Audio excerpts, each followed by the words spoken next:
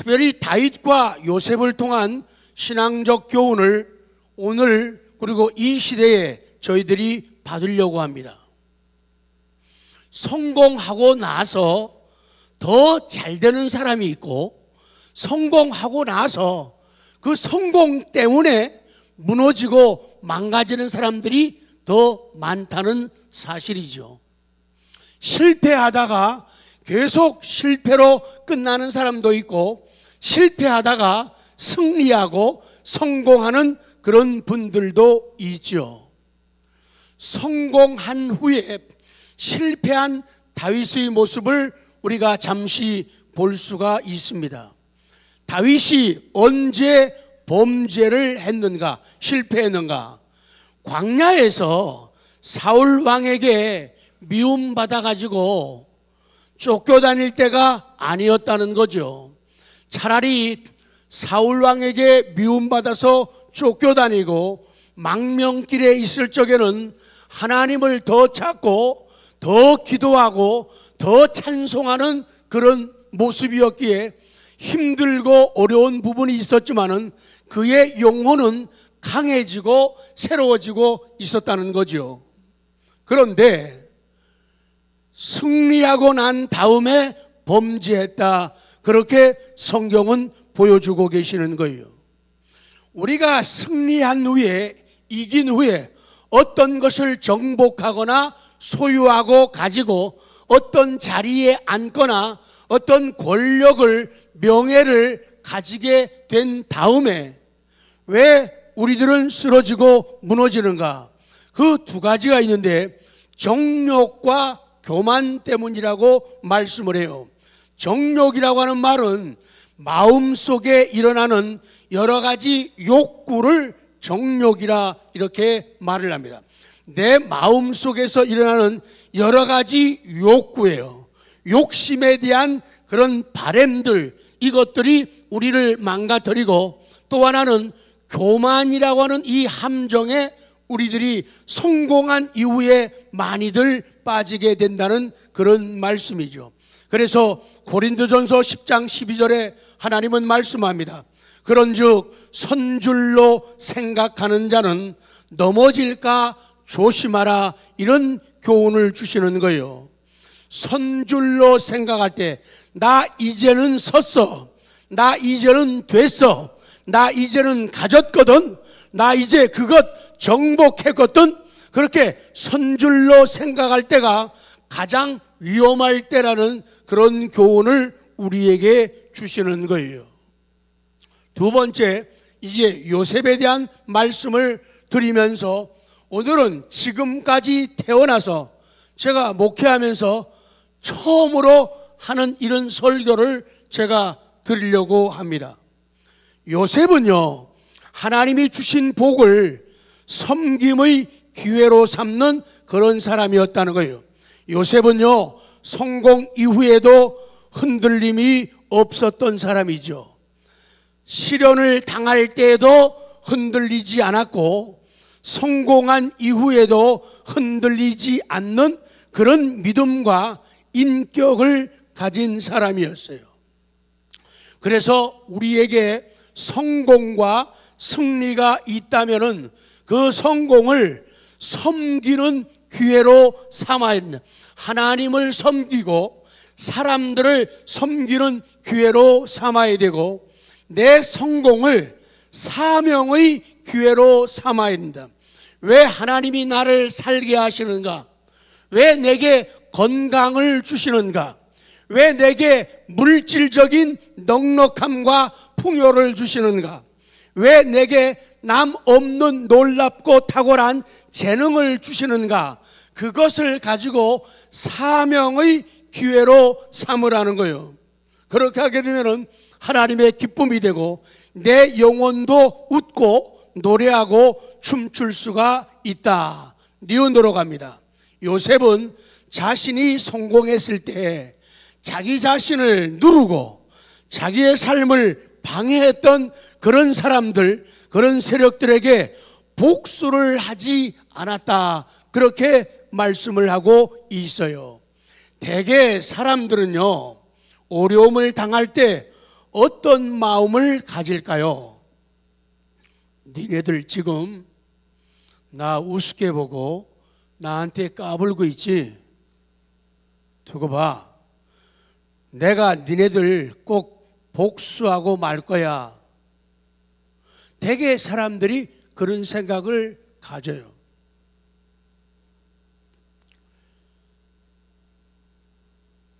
나쁜 생각이죠.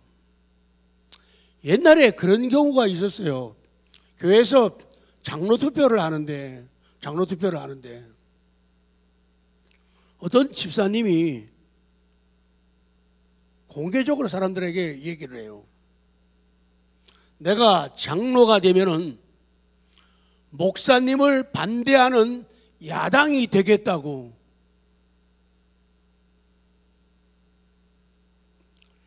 목사를 신앙생활의 반려자로 가족으로 생각을 안 하고 원수처럼 생각을 하는 거예요. 그렇기 때문에 우리의 싸움의 대상은 원수 마귀고 죄악이고 게으르고 나태하고 교만하기 쉬운 내 자신과 싸워야 되는데 진정한 적을 몰라요. 주적 관계를 모르는 거예요. 그렇기 때문에 목사와 싸우는 견지하는 야당이 되겠다고요. 나쁜 생각이죠. 요셉이 참 힘든 인생을 살아왔죠. 많이 힘들고 어려웠어요. 근데 결국에 나이 30이 되어서 다른 나라에 포로로 잡혀가고 노예로 잡혀갔어요. 근데 30에 하나님의 은혜로 하나님이 늘 함께 해주시고 형통의 복을 주시고 깨끗함과 순결을 보존하게 하심으로 국무총리가 되지요. 많이 힘들었거든요. 요셉이.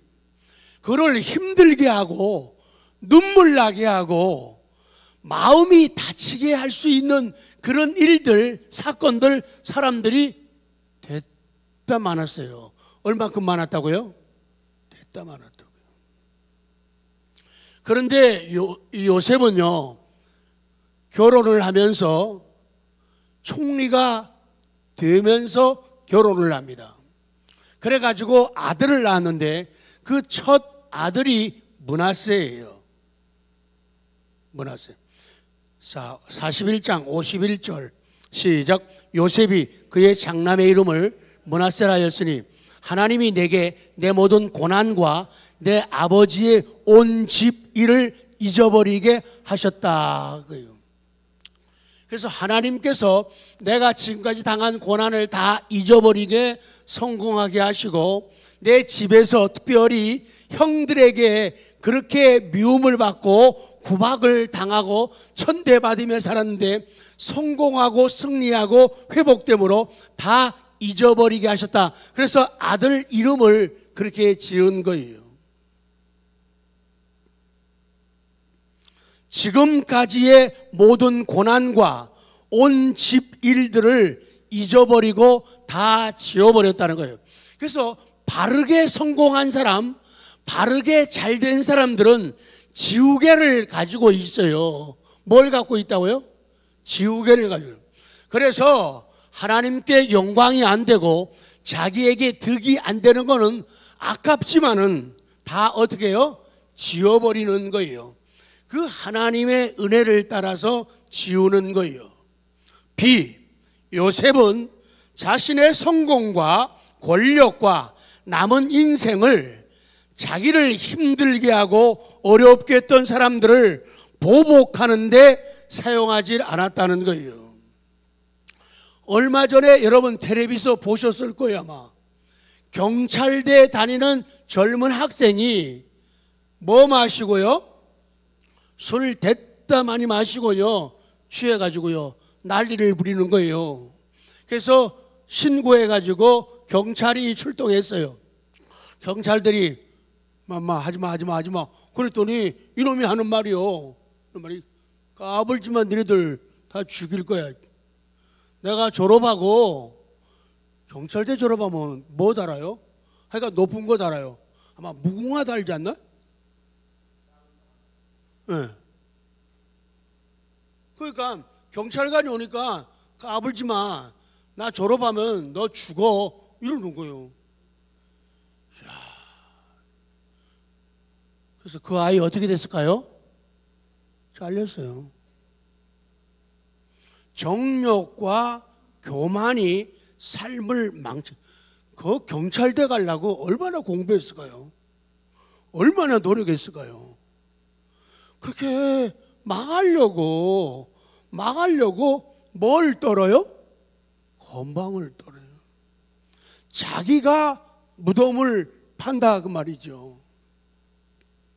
근데 요셉은요, 자기의 국무총리라고 하는 성공, 총리라고 하는 권력, 그리고 남은 인생을 자기를 힘들게 하고 어렵게 한 그 사람들을 보복하는 데 쓰지 않았다는 거예요. 요셉의 위치가 뭐라고요? 국무총리예요. 총리예요. 요셉은 자기의 정적들을 죽이거나 가두거나 매장시키거나 쫓아내지를 않았다는 거예요. 41장 44절 시작. 바로가 요셉에게 이르되 나는 바로라. 애굽 온 땅에서 내 허락이 없이는 수족을 놀릴 자가 없으리라. 이렇게요. 이 정도예요. 밑에 가요. 생각해 보십시오. 타국에서 왔다고 종으로 노예 신분이라고 해서 나이도 30밖에 안 되었으니 어려움이 있었을까요? 없었을까요? 아주 크게 좀 얘기해 줘요. 있었을까요? 없었을까요? 있었다고요. 시련이 있었죠. 그리고요, 보디발 집에서 종으로 일할 적에요, 그 보디발의 아내가 요셉을 힘들게 했잖아요. 아니, 지가 일 벌려놓고는 요셉에게 다 뒤집어 씌우군요. 요셉이 자기를 강간하고 겁탈하려고 했다고 뒤집어 씌웠잖아요. 좋은 미투가 아니라 요 여자는요, 나쁜 미투를 하고 있잖아요. 그러니 순간적으로 아차하는 순간에 요셉의 모든 것이 끝나고 뭐 칠 수 있는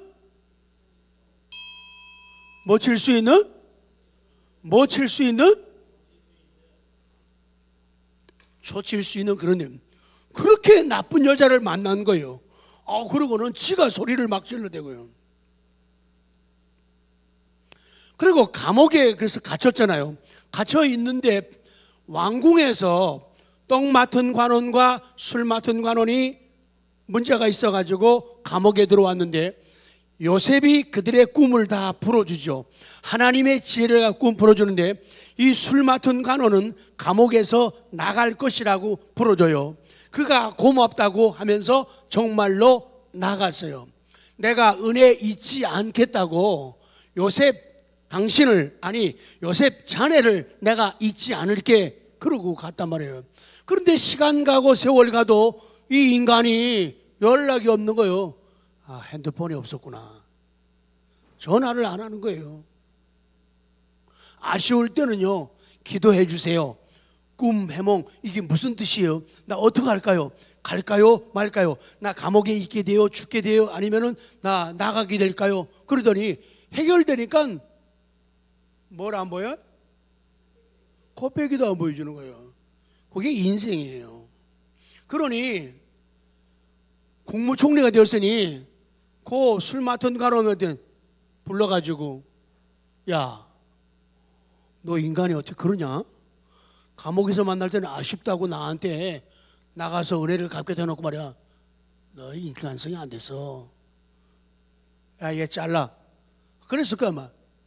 못된 인간 이러고 말이야. 내가 네 전화 기다리면서 얼마나 고생하고 힘들게 참았냐, 이러질 않았다는 거예요.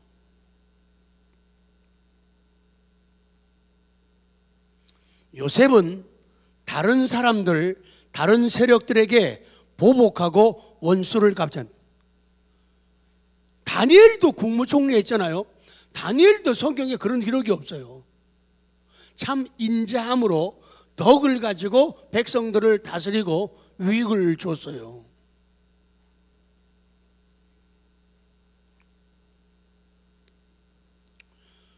형들에게도 보복을 하잖아요. 자, 성경 창세기 50장 15절부터 시작. 요셉의 형제들이 그들의 아버지가 죽었음을 보고 말하되 요셉이 혹시 우리를 미워하여 우리가 그에게 행한 모든 악을 다 갚지나 아니할까 하고 요셉에게 말을 전하여 이르되 당신의 아버지가 돌아가시기 전에 명령하여 이르시기를 너희는 이같이 요셉에게 이르라. 내 형들이 내게 악을 행하였을지라도 이제 바라건대 그들의 허물과 죄를 용서하라 하셨나니 당신 아버지의 하나님의 종들인 우리 죄를 이제 용서하소서 하매 요셉이 그들이 그에게 하는 말을 들을 때에 울었더라. 그들의 형들이 또 친히 와서 요셉의 앞에 엎드려 이르되 우리는 당신의 종들이니이다. 그래. 근데 형들을 용서합니다. 19절 시작. 요셉이 그들에게 이르되 두려워하지 마소서. 내가 하나님을 대신하리이까. 당신들은 나를 해하려 하였으나 하나님은 그것을 손으로 바꾸사 오늘과 같이 많은 백성의 생명을 구원하게 하시려 하셨나니 당신들은 두려워하지 마소서. 내가 당신들과 당신들의 자녀를 기르리다 하고 그들을 간곡한 말로 위로하였더라. 아, 이렇게 하는 거예요. 답이에요. 이렇게 하는 거예요. 정치? 이렇게 하는 거예요. 인간관계? 이렇게 하는 거라고 오늘 성경이 말씀하는 거예요. 성공한 요셉은 자신을 힘들게 한 형들, 자신을 깊은 우물 속에 빠뜨려 죽게 하려고 했던 형들, 다른 나라에 은 20을 받고 팔아버린 형들에게 보복하지 않았다고 성경은 말씀해요. 너그러운 사람, 통 큰 사람, 속 이해력이 크고 많은 사람이라고 성경은 증언하는 거예요. 오늘 이제 본론이면서 핵심입니다.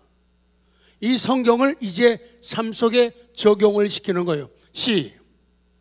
성경을 보면 영안이 열린다.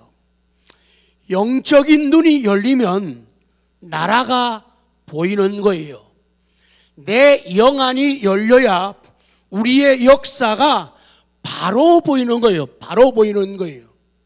지금 저는 말씀을 계속하는데 정치 얘기하는 게 절대로 아니에요. 정치 얘기하는 게 절대로 아니에요. 성경을 말하는 것이고 성경의 원리를 이야기하는 것이고 성경의 원리를 삶 속에 적용을 시키는 거예요.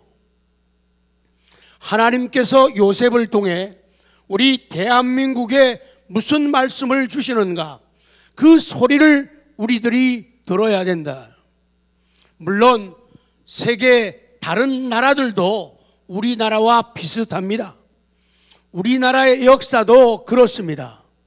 과거에 정권을 잡은 사람들이나 지금 현재 정권을 잡은 사람들이나 조금의 차이는 있지만 거의 다 똑같습니다. 그래서 이 사람이 정치하나 저 사람이 정치하나 별 차이가 없어요. 그런데 가장 중요한 것이 있어요. 가장 중요한 것, 하나님이 빠지면 안 되고 하나님의 말씀이 빠지면은 안 된다는 것이죠. 성경이 무시되거나 성경이 깔보임을 받게 되면은 위기가 온다는 거예요. 역대 모든 우리나라 정권이 거의가 다 이 부분에서 넘어졌죠. 지금 여당이든 야당이든 하나님 앞에서는 똑같아요. 여당도 바르게 하면은 하나님의 사랑을 받고 회복을 계속할 수가 있고 야당도 회복하면은 하나님 앞에 바로 설 수가 있는 거예요. 말씀 앞에 똑같이 서게 되어집니다. 그런데 정치인들이 정권을 잡게 되면은 제일 문제가 뭔가 아까 두 가지 말씀했죠. 정욕, 욕심하고 교만이라는 거예요. 나만이 옳고 너희들은 그러다고 하는 그런 논리가 그들을 망하게 만들고 있는 거예요. 그래서 사람들은 자꾸만 과거의 일들을 뒤지는 거예요. 적폐청산이라고 하는 그런 아름다운 이름 아래에서 나에게 어려움을 주었던 세력들, 그런 사람들, 나에게 대항했던 정적들을 죽이거나 매장시키거나 제거하는 일을 한다, 그 말이에요. 그런 성경적인 원리에 의해서 우리 현실을 말씀으로 조명을 시키면은 어떤 예를 쉽게 들 수 있느냐? 형일 수도 있고 이웃 사람일 수도 있어요. 아버지가 아들이 너무너무 말을 안 들어요. 뭐라 그랬어요, 제가? 아들이 말을 너무너무 안 듣는 거예요. 너무 말 안 들어요. 그래서 형더러 혹은 지나가는 사람더러 형으로 해야지 관계가 더 좋겠네요. 얘 손 좀 봐라. 그랬더니 형이 동생을 애를 잡아요. 피 터지게 하고 뼈 분질러지게 하는 거예요. 아버지가 야 임마 정신 차리게 해주라 그랬지. 누가 코피 터지고 뼈 부러지게 하라 그랬어. 그래도 반 죽는 거예요. 권력을 가진 사람들이 손 좀 봐주라고 했더니 코피 터지게 하고 뼈 부러지게 만드는 거예요. 너 이러면 안 되겠다. 회초리 내놔. 네가 뭘 잘한다고 동생한테 회초리하고 회초리 내놔.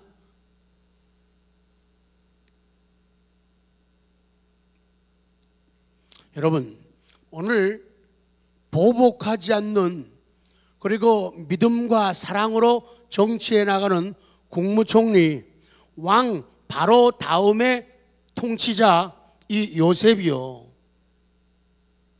우리에게 주는 교훈이, 이 시대에 주는 교훈이 너무도 중요하다는 거예요.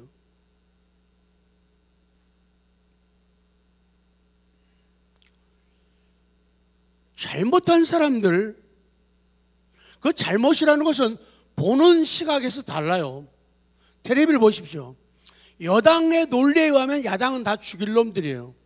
야당 논리에 의하면 여당 다 죽일 놈들이에요. 원칙은 있다는 거예요. 원칙은요. 적폐청산 맞는 얘기예요. 일리가 있는 논리예요. 그런데요, 지금의 정권을 보십시오. 우리나라 정세를 보십시오. 남의 나라 볼 거 없어요. 조용한 날, 행복한 날, 신나는 날, 꿈꾸는 날이 없어요. 미래를 향해서 나가요. 11번째, 12번째 사는 나라가 갈수록 위기예요. 위기예요. 미국하고도 관계가 안 좋아요. 러시아하고도 관계가 안 좋아. 중국하고도 안 좋아. 일본하고도 안 좋아. 가까운 북한하고도 안 좋아. 내부에는 계속 시끄러워요. 그럴 때쯤이면은 고개를 들고 위를 바라봐야 돼요. 하나님을 바라봐야 된단 말이죠. 사람의 시끄러운 데모하는 소리, 그것도 크지만은 그 속에서 하나님이 들려주시는 소리를, 음성을 들어야 되는데 이 멍청한 사람들이 듣지를 못하고 있는 거예요.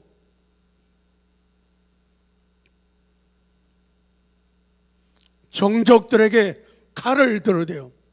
칼을 대는 이유는 내 사심이 아니라 정의를 바로 세우기 위함이라고 다 그런 타이틀을 내밀고 있잖아요. 미래를 향해 나아가야 되는데 계속해서 과거의 원한에 붙들려 있고 악감정에 집착해가지고 칼을 들이대는 거예요. 말로는 용서한다고 공언하지만은 시간이 지나면서 보이는 거는 그것이 진심이 아니라는 것이 드러나고 있잖아요. 교회는 균등하고 과정은 공정하고 결과는 정의로 한다고 외치고 있지만은 그렇지 않다 그 말이에요. 분명한 것은 의도가 불순하고 감정적이고 지나칠 때는 남에게 한 그것이 결국은 다 나에게로 돌아온다 그 말이에요. 내게 화가 되는 거예요. 남에게 날린 것이 부메랑으로 나에게 돌아온다. 상대방을 공격하고 죽였던 것이 다들 요새 매스컴에 도는 게 옛날에 잘난 척하고 페이스북에다가 글 올리고 했던 거 지금 다 자기에게 부메랑으로 돌아오잖아요. 옛날에 썼던 책들이요 다 걸려 돌아오잖아요. 왜? 자기 이기적인 입장에서 말하고 글을 썼기 때문에 그렇게 된다는 거예요. 그래서 현 정권은 정신을 차려야 돼요. 영원한 정권은 없는 거예요. 계속 여야가 바뀌는 거예요. 오늘 성경은 요셉을 통해서 보여주시고 요셉을 통해서 말씀하시는 거예요. 하나님의 말씀을 음성을 들어야 돼요. 우리 성도들도요 신앙생활을 바르게 해야 돼요. 정말로 억센 사람들이 있어요.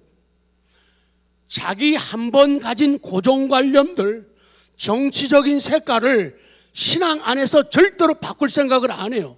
성경이 뭐라고 해도 목사님이 뭐라고 가르쳐도요 죽어도요 안 바꿔요. 건강한 신앙, 지혜로운 신앙은 아니라는 거예요. 방법은 차이가 있어요. 역대 대통령들이 퇴임 후에 거의 다 감옥에 갔죠. 감옥에 가지 말아야 합니다. 지금의 대통령도 역대의 대통령처럼 지금 불안해요. 여러분은 못 느끼십니까? 불안한 걸? 그리고 앞으로 나오는 대통령들도 불안해요. 지금 이 룰로 가면은요 성한 사람 아무도 없어요. 감옥에 가지 않으려면은 대통령은 외치의 중심을 잡아야 되고 총리는 내치를 책임지는 그런 체제로 안 가면 우리나라 실정에서는요 대통령 감옥 갈 수밖에 없어요. 모든 걸 다 고난을 버리잖아요. 대통령이 가서 말 한마디 하면 그게 법이 돼버리잖아요. 그러니까 대통령이 굉장히 중요한 거예요. 그 대통령제가 위험한 거예요. 내각제와 혼용해가지고 혼합해가지고 다른 시스템으로 가지 않으면요 계속 감옥 갑니다. 그래서 지금 대통령도 감옥 갈 확률이 굉장히 많다. 그리고 앞으로 만들어지는 대통령도 감옥 갈 확률은 엄청나게 많다는 거예요. 하나님을 사랑하고 하나님을 두려워해야 돼요. 지금 우리나라가 위기인 것이요 돈 없는 게 위기가 아니에요. 지금 바이러스 위기가 이 위기가 문제 아니에요. 왜 이런 일들이 지금 계속 터지냐고 말이죠. 왜 우리는 숨 제대로 못 쉬면서 정말로 행복한 나라, 강한 나라를 만들어가지 못하느냐. 하나님이 우리나라가 제일 무시를 당하잖아요. 성경이 얼마나 무시당합니까? 순진보라고 해가지고요 동성애 성경을 배반하고 무시하고 깔보면서 근데 매일 그런 얘기 하잖아요. 그것이 그 사람들의 여러분 인터넷에 한번 들어가 봐요.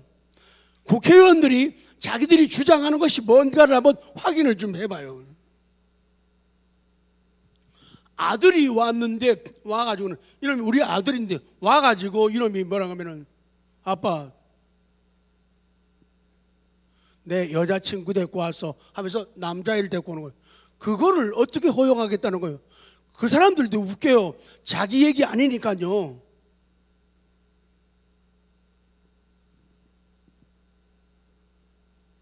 하나님의 창조 섭리를 역행하잖아요. 그러니 그런 사람들이 우글거리는 나라가 잘 될 수가 없다고 말이죠. 위기라는 거예요. 디귿. 또한 요셉은 성공한 이후에도 자족하지 않았다.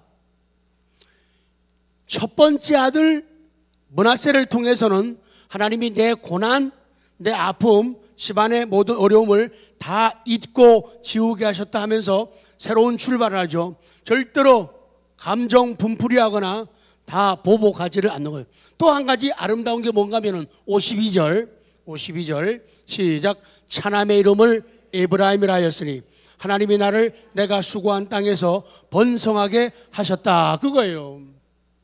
그래서 내가 지금까지 고생하고 종노릇하고 어려움을 당하고 무시당하면서 누명 쓰면서 살았지만은 이제는 하나님이 내 둘째를 차남을 주시면서 에브라임이라 짓고 하나님이 이제는 내게 에브라임 이름 그대로요 2배로 열매 맺게 하시고 풍성한 복을 주시고 이중의 풍작을 누리게 하시고 열매를 풍성한 땅이 되게 하셨다, 그렇게 고백을 하고 있는 거예요. 대부분의 사람들은 알량한 몇 가지를 해놓고는 교만과 자부심에 사로잡혀 가지고 이쯤이면 이만하면 되겠다라고 만족을 하지 않습니까? 그러나 요셉은 총리가 되고도 계속된 아름다운 꿈이 있어요. 자기의 아들, 딸들이 잘 되기를 원했고 자손들이 믿음 안에서 가계를 이어가고 신앙의 명문이 되고 신앙만큼은 성골이 되고 신앙만큼은 진골이 되게 하려는, 그리고 하나님 앞에 풍요로운 복을 받아 영혼의 잘됨과 범사의 잘됨과 강건함의 복이 있기를 원하는 뜻으로 에브라임이라고 이름을 지은 거예요. 그렇기 때문에 아름다운 일들이 자손들에게 계속적으로 이어지게 되는 거예요. 결론입니다. 사랑하는 성도 여러분, 우리들이 할 일이 무엇일까요? 부모님들이 할 일이 뭐예요? 자녀손들이 2배로 열매 맺게 하시기 바랍니다. 풍성한 열매 맺게 하는 자녀손을 만드시기 바랍니다. 이중의 풍작을 누릴 수 있도록 우리 아들, 딸들을 만드는 거예요. 열매가 풍성한 자녀손들을 만드는 것, 이것이 우리의 꿈과 목표가 되어야 됩니다. 그래서 코로나 바이러스는 두려워할 줄 알지만 암에 대한 두려움을 안 가지고 영적인 침체를 두려워하지 않는 것, 우리를 파멸시키는 부정적인 바이러스들, 불신의 바이러스들, 게으름과 나태함의 바이러스를 잡지 않으면 우리의 가정과 직장, 사업장, 우리 조국 대한민국은 소망이 없다는 것이죠. 그래서 6편을 시작하면서 첫날과 두 번째 날 시간을 바꾸어서 이 말씀을 드렸습니다. 기도하겠습니다.